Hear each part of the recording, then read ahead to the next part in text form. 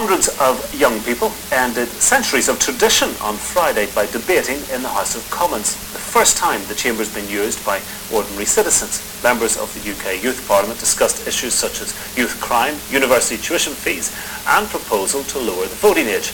I'm joined now by two members of the Northern Ireland Youth Forum who sat on those famous leather seats, Ellen Shannon and Ben Mallon. So thank you both for joining us.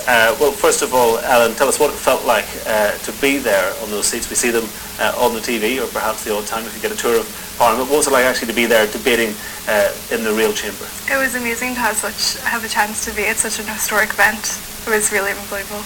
And Ben, it's been something that I suppose you've been working for towards for a long time. Did you and your colleagues step up to the plate, and did you, live up to the task in hand? Well, it's taken us over 10 years to get to the Commons, and I think we can all see by the footage that it was unbelievable. We did step up to the mark, and we showed the politicians that young people do have an interest in politics. Well, you're talking about the fact that you did step up the mark. So let's test you. Let's see if you're right. Let's see a little bit of Ellen, I think, in action in the Commons chamber.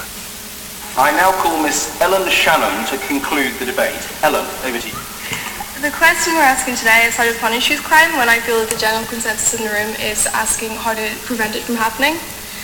Young people in my area feel that peer parenting is a major contributing factor to this, and that there should be a system in place for prosecuting and imprisoning parents of young offenders, similar to the system in place for the parents of truants. It is thought that this would encourage parents to discipline their children before they even commit youth crime. Well, there you are, in action, Ellen. Pretty impressive, I must say. When you see it there with everybody else, it's not just you and a few of your friends. You're there in the real chamber with the real MPs, the real speaker. Pretty daunting stuff. Very daunting it was, yes. So how did you prepare for it? Well, I did a lot of research online, and luckily a report from Northern Ireland was actually published the night before. So I got some good Northern Irish figures and facts to read out there. Well, being topical is always useful, not something that we often see in action here at Stormont, because the questions are often pre-arranged. But Ben, is this something that the people in the Youth Parliament see themselves moving into politics directly, or is it a sort of range of jobs that that you think this prepares you for? Well, as you say, a lot of members of the Youth Parliament may well go into politics, and there's some budding politicians among them. Some will continue to be teachers, doctors, lawyers, but hopefully a number of the members of the Youth Parliament will go into the public life.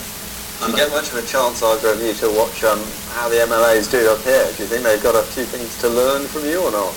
I think definitely the politicians in Stormont do have much to learn. I'm a young person from Northern Ireland. I have an interest in politics, and they need to approach young people such as myself who do have a view on youth-related issues as well as other issues. Do you think they keep in touch with the younger generation up here? I think they like to think that they do, but they often don't. We were talking there about the issue of topicality. First, in terms of debates here, questions are pre-arranged. There's a big difference in the House of Commons. If you had a chance maybe to sit in on one of the question times, you'd see the topical nature of the debate, particularly Prime Minister's questions. Do you think that's important in terms of getting people's interest in politics, making the questions relevant? Oh, certainly.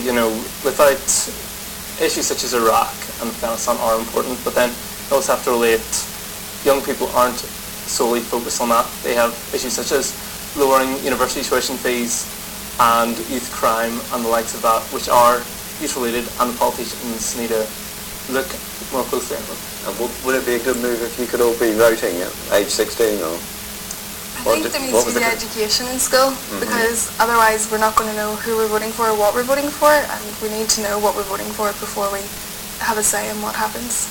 I certainly don't support the lowering of the voting age until political education is compulsory in secondary education.